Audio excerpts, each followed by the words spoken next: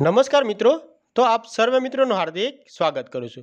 तो मित्रों આપણે જે વિજ્ઞાનના પ્રશ્નોની જે સિરીઝ શરૂ કરી છે તેમાં આજે આપણે વિજ્ઞાન વિષય ધોરણ 7 અને પ્રકરણ 4 ના પ્રશ્નો જોવાના છે। અને આજનો ટોપિક છે ઉષ્મા। અને મિત્રો જો વિડિયો પસંદ આવે તો નીચે કોમેન્ટ બોક્સની અંદર કોમેન્ટ કરજો। મિત્રો આવનારી કોઈ પણ એક્ઝામ હોય જેવી કે ટેટ, ટાટ, હેસ્ટાટ, પોલીસ, એનએમએમએસ વગેરે એક્ઝામ માટે પણ આ વિડિયો છે ખૂબ ઉપયોગી થશે। તો જોઈએ હવે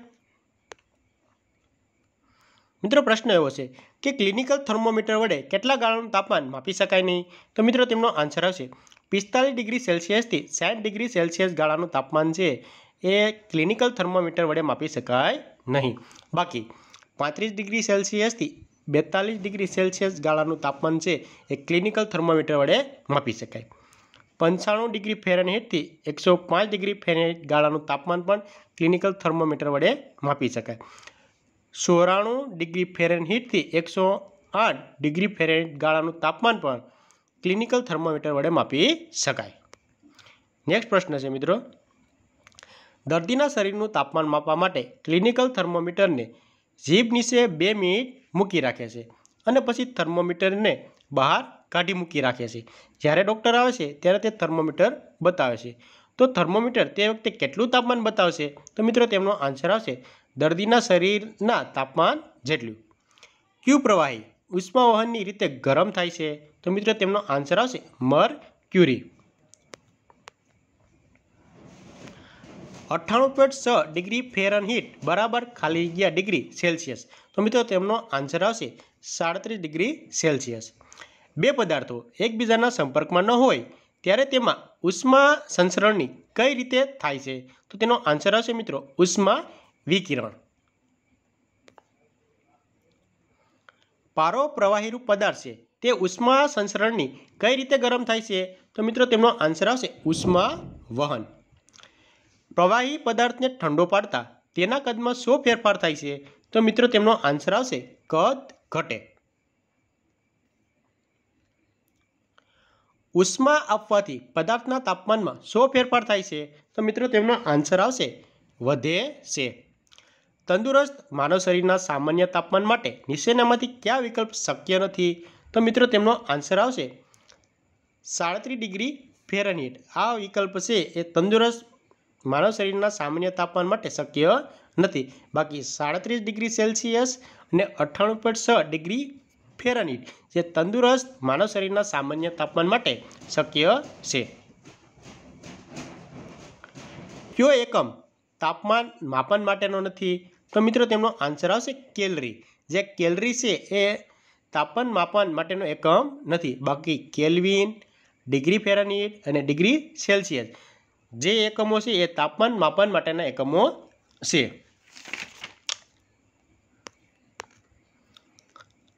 तपेलीमां दूध भरीने गरम करवानी पद्धतिमां उष्मा प्रसरणनी कई रीत जोवा मळे छे? तो मित्रों तेमां आंसर आवशे उष्मा नयन। उष्मा एक खाली जग्यानो एक प्रकार है। तो मित्रों तेमनो आंसर आवशे ऊर्जा। वाटकीमां रहेलो आइसक्रीम ज्यारे ओगळे छे त्यारे तेना अणुओ खाली जग्या। तो मित्रों तेमनो आंसर आवशे उष्मा मेळवी गति वधारे छे। मित्रों खास ध्यान राखजो कि वाटकीमां रहेलो आइसक्रीम ज्यारे ओगळे छे त्यारे तेना अणुओ उष्मा मेळवी गति वधारे छे। नीचेनामांथी उष्मानुं वहन शेमां झड़पथी थशे? तो मित्रों तेमनो आंसर आवशे लोखंड। ज्यां लोखंड छे तेमां उष्मानुं वहन छे ए झड़पथी थशे। उष्मानो एकम कयो छे? तो तेनो आंसर आवशे केलरी। तंदुरस्त मनुष्यना शरीरनुं तापमान खाली जग्या होय छे? तो मित्रों तेमनो आंसर आवशे 98.6 डिग्री फेरनहीट। उष्मानो मंदवाहक पदार्थ खाली जग्या नथी? तो तेनो आंसर आवशे रबर। थर्मोमीटर में क्यू प्रवाही होय छे? तो मित्रों तेमनो आंसर आवशे मरक्यूरी। क्लिनिकल थर्मोमीटर केटला गाळानुं तापमान मापी शके छे? तो मित्रों तेमनो आंसर आवशे 35 डिग्री सेल्सियस थी 42 डिग्री सेल्सियस गाळानुं तापमान छे ए क्लिनिकल थर्मोमीटर वडे मापी शकाय छे। तंदुरस्त मनुष्यना शरीरनुं सामान्य तापमान केटलुं होय छे? तो मित्रों तेमनो आंसर आवशे 37 डिग्री सेल्सियस। लेबोरेटरी थी થર્મોમીટર પર તાપમાન દર્શાવતા અંક ક્યાંથી ક્યાં સુધી હોય છે? તો મિત્રો તેમનો આન્સર આવશે -10 ડિગ્રી સેલ્સિયસથી 110 ડિગ્રી સેલ્સિયસ. એલ્યુમિનિયમના સળિયાના એક છેડાને ગરમ કરતા બીજે છેડે ઉષ્મા કઈ રીતે પ્રસરે છે? તો મિત્રો તેમનો આન્સર આવશે ઉષ્મા વહન. કયો પદાર્થ ઉષ્મા વહનની રીતથી ગરમ થાય છે? તો મિત્રો તેમનો આન્સર આવશે લોખંડ. નીચેનામાંથી કયો પદાર્થ ઉષ્માનો સુવાહક છે? તો મિત્રો તેમનો આન્સર આવશે તાંબુ. કયા સ્વરૂપના પદાર્થો ઉષ્માનયનની રીતથી ગરમ થાય છે? તો તેનો આન્સર આવશે પ્રવાહી અને વાયુ. કયું પ્રવાહી ઉષ્મા વહનની રીતે ગરમ થાય છે? તો મિત્રો તેમનો આન્સર આવશે મર્ક્યુરી. સૂર્યની ગરમી આપણા સુધી ઉષ્માના પ્રસરણની કઈ રીતથી પહોંચે છે? તો મિત્રો તેમનો આન્સર આવશે ઉષ્મા વિકિરણ. કયા રંગની વસ્તુ ઉષ્માનું શોષણ સૌથી વધુ પ્રમાણમાં કરે છે? તો મિત્રો તેમનો આન્સર આવશે કાળા. તો મિત્રો જે કાળા રંગની જે વસ્તુઓ છે એમાં ઉષ્માનું શોષણ સૌથી વધુ પ્રમાણમાં કરે છે. પદાર્થના ગરમપણા કે ઠંડાપણાની માત્રાને શું કહે છે? તો મિત્રો તેમનો આન્સર આવશે તાપમાન. દર્દીનો તાવ માપવા માટે કયું થર્મોમીટર વપરાય છે? તો તેનો આન્સર આવશે ક્લિનિકલ. તંદુરસ્ત માણસના શરીરનું તાપમાન સામાન્ય તાપમાન કેટલા ખાલી જગ્યા ડિગ્રી ફેરનહીટ હોય છે? તો મિત્રો તેમનો આન્સર આવશે 98.6.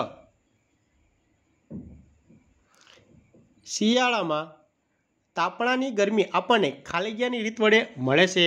તો મિત્રો તેમનો આન્સર આવશે ઉષ્મા વિકિરણ. ખાલી જગ્યા રંગની સપાટી ઉષ્મા વિકિરણનું શોષણ સૌથી ઓછું કરે છે? તો મિત્રો તેમનો આન્સર આવશે સફેદ. ઉષ્માનો એકમ કયો છે? તો તેમનો આન્સર આવશે કેલરી અને જૂલ. પદાર્થનું તાપમાન માપવા કયા સાધનનો ઉપયોગ થાય છે? તો મિત્રો તેમનો આન્સર આવશે થર્મોમીટર. તાપમાનનો એકમ કયો છે? તો તેનો આન્સર આવશે અંશ સેલ્સિયસ, અંશ ફેરનહીટ તથા કેલ્વિન. હવામાન સમાચારમાં આગળના દિવસનું મહત્તમ તથા લઘુ તાપમાન દર્શાવવામાં આવે છે તે કયા થર્મોમીટર વડે માપીને જણાવવામાં આવે છે?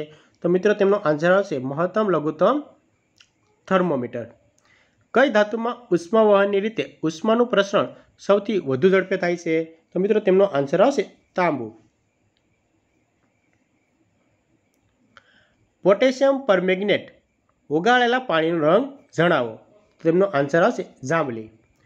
સમુદ્રકાંઠાના વિસ્તારોમાં દરિયાઈ પવન અને ભૂમિય પવનની ઘટના ઉષ્માના પ્રસરણની કઈ રીતને આભારી છે?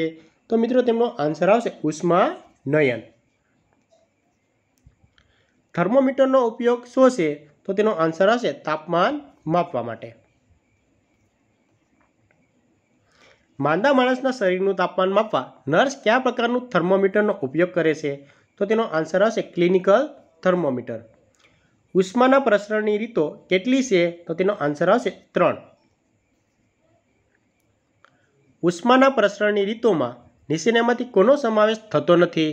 તો મિત્રો તેનો આન્સર આવશે ઉષ્મા ઝુલમક. જ્યાં ઉષ્મા ઝુલમક છે તેનો ઉષ્મા પ્રસરણ રીતોમાં સમાવેશ થતો નથી. બાકી ઉષ્મા વહન, ઉષ્માનયન અને ઉષ્મા વિકિરણ કે જેમનો ઉષ્માના પ્રસરણની રીતોમાં સમાવેશ થાય છે.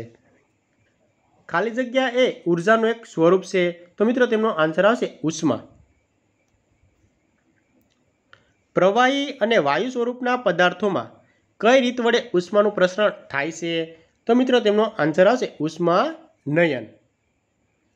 સમુદ્રકાંઠાના વિસ્તારમાં દિવસે સમુદ્ર પરની ઠંડી હવા જમીન તરફ ગતિ કરે છે તેને શું કહે છે? તો તેનો આન્સર આવશે મિત્રો દરિયાઈ લહેર.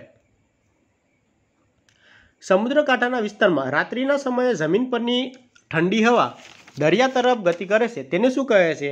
તો મિત્રો તેમનો આન્સર આવશે ભૂમિય લહેર. જે પદાર્થો પોતાનામાંથી ઉષ્માનું વહન સરળતાથી અને ઝડપથી થવા દેશે તેમને ખાલી જગ્યા પદાર્થો કહે છે? તો તેમનો આન્સર આવશે ઉષ્માના સુવાહક.